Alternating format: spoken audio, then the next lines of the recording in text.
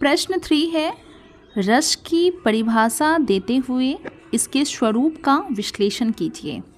उत्तर है परिचय। भारतीय काव्य शास्त्र में रस को साहित्य की आत्मा माना गया है। रस का तात्पर्य उस आनंद या अनुभूति से है जिसे पाठक या श्रोता किसी काव्य, नाटक, कविता या साहित्यिक रचना को पढ़ते या सुनते समय अनुभव करता है। रस की परिभाषा। संस्कृत काव्य शास्त्र में रस की सर्वप्रथम संपूर्ण व्याख्या भरत मुनि के नाट्य शास्त्र में मिलती है। भरत मुनि ने रस को परिभाषित करते हुए कहा है, विभावानुभाव्य व्यभिचारी संयोगादस निष्पत्ति, अर्थात विभाव, अनुभाव और व्यभिचारी भावों के संयोग से रस की निष्पत्ति होती है। जब कोई साहित्यिक रचना पाठक या दर्शक के हृदय में भावनाओं का संचार करती है और वह स्वयं उन भावों में लीन हो जाती है, तो यह स्थिति रस की निष्पत्ति कहलाती है। रस का स्वरूप।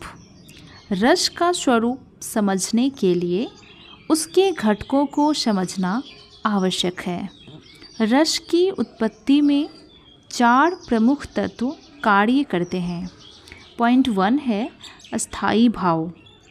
मनुष्य के हृदय में पहले से विद्वान अस्थायी प्रवृत्ति, अस्थायी भाव वह मनोवैज्ञानिक प्रवृत्ति होती है जो किसी विशेष रस की उत्पत्ति का मूल आधार होती है। यह मनुष्य के हृदय में गहराइयों से जड़े जमाए रहता है और जब उसे उचित वातावरण मिलता है तो वह रस के रूप में अभिव्यक्त होता है।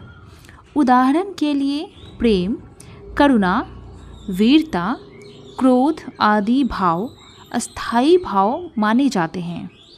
पॉइंट 2 है विभाव। वे कारण या कारक जो रस उत्पन्न करने में सहायक होते हैं। विभाव 2 प्रकार के होते हैं। पॉइंट 1 है आलंबन विभाव। वह पात्र या वस्तु जो रस उत्पन्न करने का मुख्य आधार होता है। उदाहरण के लिए नाटक में नायक और नायिका प्रेम रस के आलंबन विभाव हो सकते हैं। पॉइंट 2 है उद्दीपन विभाव। वह वातावरण या परिस्थिति जो रस को उत्प्रेरित करती है। उदाहरण वसंत ऋतु प्रेम रस को बढ़ाने वाला उद्दीपन विभाव हो सकता है। पॉइंट 3 है अनुभाव। अनुभाव वे बाहरी संकेत होते हैं जिनसे किसी व्यक्ति के आंतरिक भावों का पता चलता है। उदाहरण प्रेम में आँखों का चमकना, क्रोध में भौहें सिकुड़ना, भय में शरीर का कांपना आदि। पॉइंट 4 है व्यभिचारी भाव। व्यभिचारी भाव के क्षणिक और सहायक भाव होते हैं जो स्थायी भाव को सशक्त बनाते हैं। इन्हें संचारी भाव भी कहा जाता है।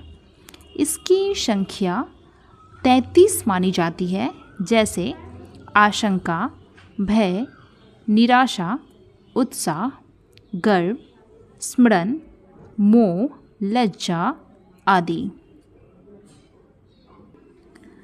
अगला पॉइंट है रस के प्रकार। संस्कृत और हिंदी काव्य शास्त्र में रसों को मुख्य रूप से 9 प्रकारों में विभाजित किया गया है, जिन्हें नवरस कहा जाता है। तो यहाँ पे एक चार्ट हम बनाएंगे। क्रम, रस का नाम, अस्थायी भाव। उदाहरण 1 नंबर है श्रृंगार रस, रति और प्रेम। प्रेम और सौंदर्य से युक्त काव्य। दूसरा है वीर रस, उत्साह, युद्ध, पराक्रम से जुड़े काव्य। तीसरा है करुण रस, शोक, किसी दुखद घटना से जुड़े काव्य। चौथा है रौद्र रस, क्रोध, शत्रु पर प्रहार, युद्ध, प्रतिशोध से जुड़े काव्य। पांचवा है भयानक रस, भय, डरावनी और रहस्यपूर्ण घटनाएं। छठा है हास्य रस्य, हास्य, मजाक, विनोद, व्यंग। सातवां है विभत्स रस, जुगुत्सा, घृणास्पद दृश्य या घटनाएं। आठवां है अद्भुत रस, विस्मय, चमत्कार, रहस्य और अचरज से भरे काव्य। नवां है शांत रस, निर्वेद, शांति, वैराग्य, आध्यात्म से संबंधित काव्य। अब देखते हैं निष्कर्ष। रस सिद्धांत भारतीय काव्य शास्त्र की महत्वपूर्ण अवधारणा है जो साहित्यिक रचनाओं को अधिक प्रभावशाली और संवेदनशील बनाती है। रस केवल काव्य का एक तत्व नहीं बल्कि साहित्य की आत्मा है। इसके बिना किसी भी काव्य या साहित्यिक रचना में प्रभाव नहीं आ सकता है। इसके साथ ही हमारा इस प्रश्न का उत्तर भी यहीं पे समाप्त होता है। मैं आशा करती हूँ कि आपको हमारा यह प्रश्न उत्तर का श्रृंखला अवश्य पसंद आ रहा होगा। अगर आप हमारे चैनल पे नए हैं तो इसे सब्सक्राइब करें, वीडियो पसंद आए तो इसे लाइक करें, अपने दोस्तों के साथ इसे शेयर करें ताकि उनकी भी मदद हो सके। इसके अलावा आपका कोई राय, कोई सुझाव हो, अपना प्यार कमेंट बॉक्स में लिखना ना भूलें। मिलते हैं अगले वीडियो के साथ, तब तक के लिए धन्यवाद।